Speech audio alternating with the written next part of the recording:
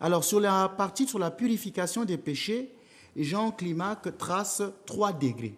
Il va parler de la pénitence, de la pensée de la mort et de l'affliction.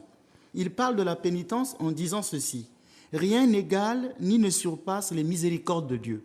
C'est pourquoi celui qui désespère est son propre meurtrier. Donc une personne qui pense que Dieu ne peut pas le pardonner, il a déjà tué son âme, il est meurtrier de sa propre âme. C'est pourquoi je vous disais la dernière fois, mais même quand vous péchez, il faut aller prier. L'Église, ce n'est pas seulement une assemblée de saints, c'est une assemblée des pécheurs pardonnés, des pécheurs pénitents.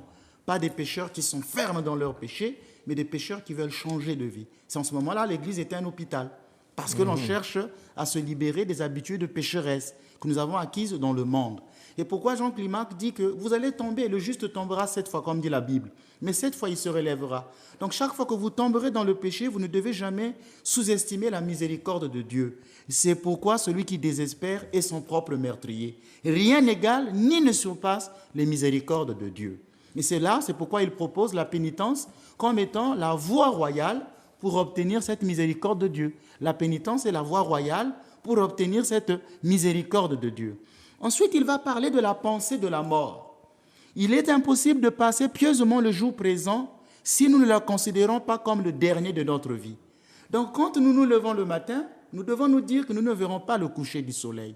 Et quand nous dormons la nuit, nous devons dire que nous ne verrons pas le lever du soleil.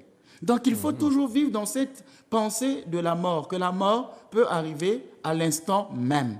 Si cela, c'est un degré. Et ce degré-là, nous verrons plus tard en quoi il est très important. Ensuite, il parla d'un autre degré qu'on appelle de l'affliction. Il dit ceci: quand tu t'étends sur ta couche, pense que c'est l'image de ta déposition dans le tombeau.